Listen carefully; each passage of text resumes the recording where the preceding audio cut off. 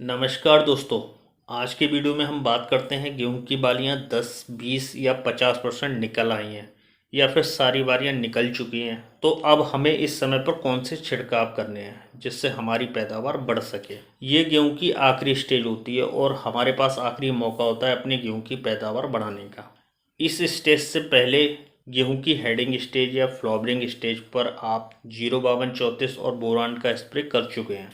Flowering stage पर boron और phosphorus हम डाल चुके हैं क्योंकि हमें इन दोनों की इस स्टेज पर बहुत ज़्यादा ज़रूरत पड़ती है। अब बात करते हैं गेहूं की बालियां निकलने के बाद हमें किस चीज़ का स्प्रे करना है। इस स्टेज पर हमें दो चीज़ों का स्प्रे करना है। पहला NPK 0050 और दूसरा जिसकी बात आगे हम वीडियो में करेंगे। पहले बात NPK 0050 की।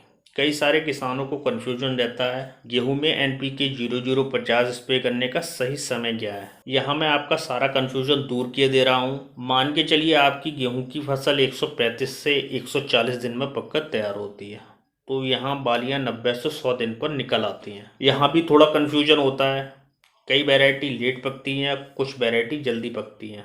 आप बोने का समय नहीं लिखते या गेहूं की टाइमिंग आपको ज़्यादा समझ नहीं आती, तो दूसरा तरीका है गेहूं में फ्लावरिंग स्टेज ख़त्म होते ही फ्रूटिंग स्टेज की शुरुआत होती है।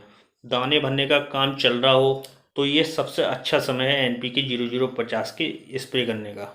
चाहे बालियाँ निकल रही हों या फिर निकल आई हों, हम स्प्रे कर सकते हैं। NPK 0050 के बहुत फ़ायदे हैं। कई किसान जानकारी के अभाव में अच्छी पैदावार को मिस कर देते हैं। NPK 0050 में 0% नाइट्रोजन, 0% फास्फोरस और 50% पोटास है।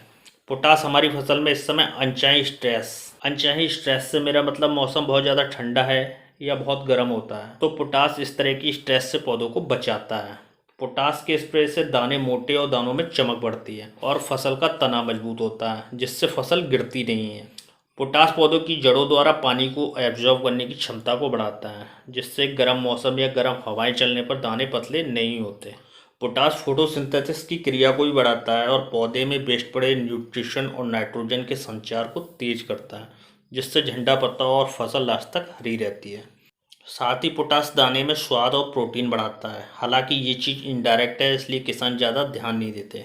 कितने सारे फायदे फिर भी आप नहीं डालते, डाला करो, बहुत अच्छी पैदावार मिलेगी। इसके साथ ही पोटास का एक और ज़रूरी काम, पोटास फसल को सूखे से बचाता है। गेहूं के पकते टाइम गर्म हवाएं चलती हैं या पानी देने में आप लेट हो जाते हैं, तो फसल में दानों पर प्रतिकूल प्रभाव नहीं पड़ता। तो ये तो बात हो गई 0050 की। अब बात करते हैं इसके साथ इस समय पर क्या डालें। गेहूं में इस टाइम पर फंगस का अटैक होता है।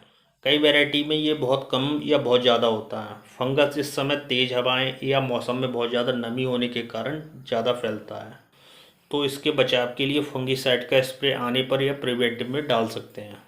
इसके प्रयोग से हमारी फसल में डाउनी मिल्ड्यू और येलो रस्ट से बचाव हो जाता है।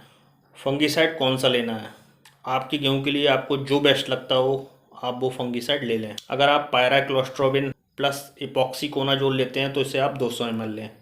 इसके अलावा एजेस्ट्रोबिन प्लस टेबिकोनाजोल लेते हैं तो 250 ml लें।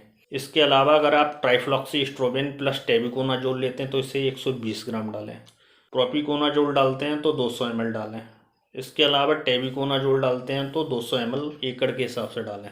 इसके अलावा एक चीज़ का आपको और ध्यान रखना है, इस समय आपके फसल में नमी को कम नहीं होने देना है, क्योंकि इस समय पर काफ़ी गर्म हवाएं चलती हैं, जिससे फसल पर काफ़ी दुष्प्रभाव पड़ते हैं। अब बात करते हैं इन दोनों को फसल में कैसे और कितनी मात्रा में डालना है।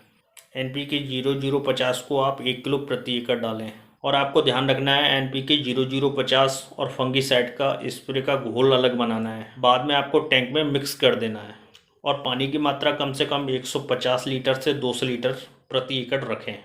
तो दोस्तों ये तो रही NPK 0050 और फंगीसाइड के बारे में पूरी जानकारी।